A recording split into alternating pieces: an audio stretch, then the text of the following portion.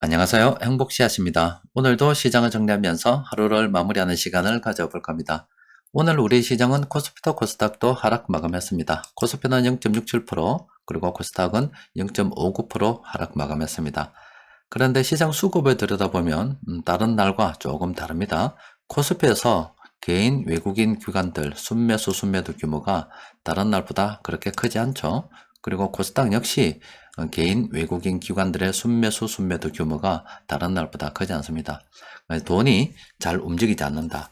자, 시장에서 큰돈 굴리는 세력들이 투자하기를 약간 주저하는 이유는 바로 중요한 이벤트를 앞두고 있어서 관망하기 때문에 그렇다 볼 수 있습니다.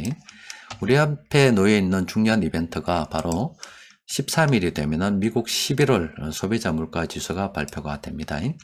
이 소비자 물가 지수는 현재 추세적으로 예전보다 이렇게 떨어지고 있는 그런 상황입니다.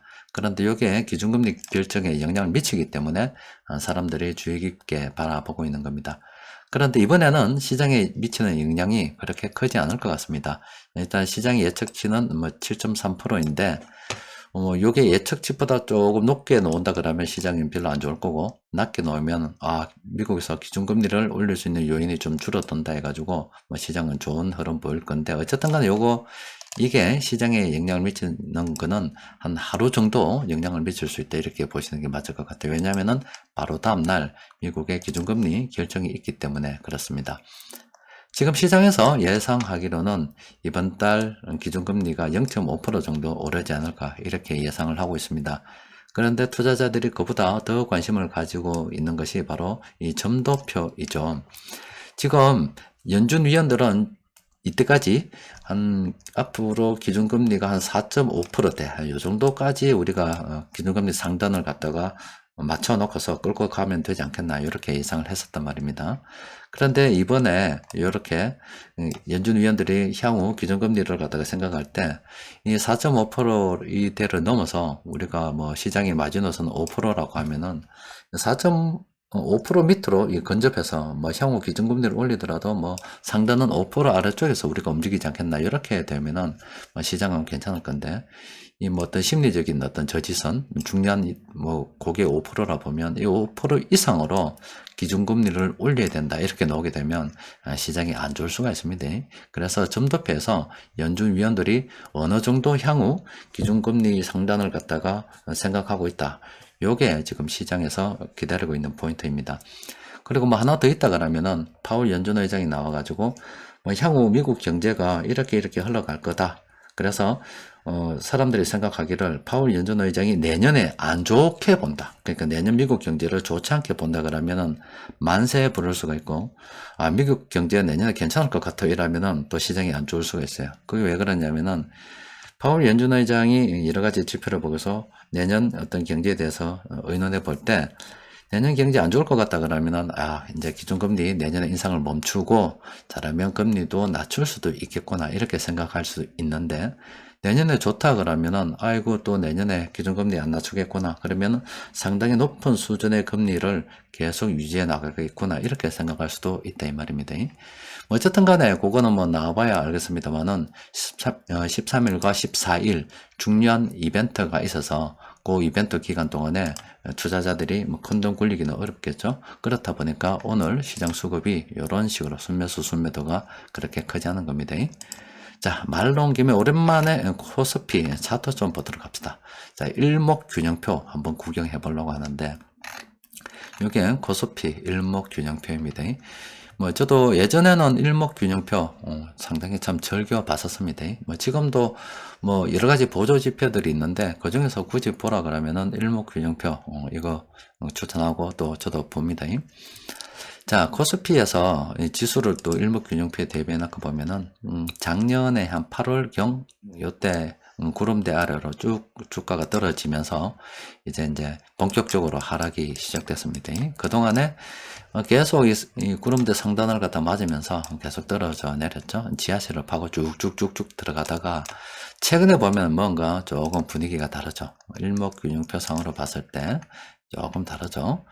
그래서 지금 주가가 일봉으로 봤을 때 구름대 위쪽으로 올라가 있는 그런 상황입니다. 그러면 다시 구름대를 딛고 이렇게 가면 참 좋겠죠.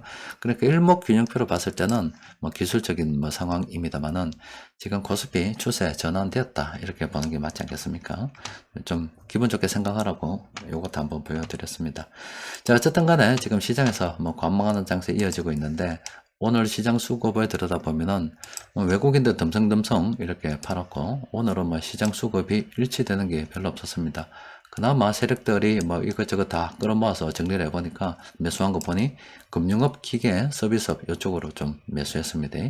그런데 지금 한국은행에서 이렇게 이야기했잖아요. 올해 지나고 내년 상반기가 있고 내년 하반기가 있다 그러면은 내년 상반기까지는 뭐 서비스업 괜찮을 걸로 보고 있고 또 그리고 내년 하반기에는 수출 기업 괜찮을 거다 이렇게 전망하고 있잖아요. 그럼 주식 시장이 좀 선행한다고 보면은 이 내년 이제 상반기가 되면은 우리가 수출 기업들 주식을 좀 모아가는 게 좋지 않겠나. 그럼 이때는 수출 기업들 뭐 흘러가는 수급들 잘 살펴봐야 되겠죠. 지금 서비스업 관련해서 좀 살펴봐야 되고 또 그리고 또 시장에서 최근에 형성이 되었다가 지금 오늘은 좀 소강 상태인 테마 하나가 있는데 바로 중국 관련 테마입니다.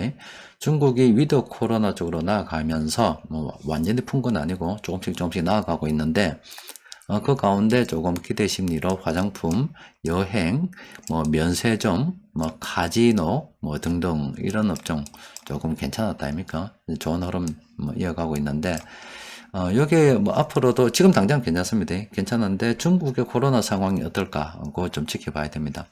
지금 중국 같은 경우는 백신이 미국 안 쓰고 자국 거 쓰죠.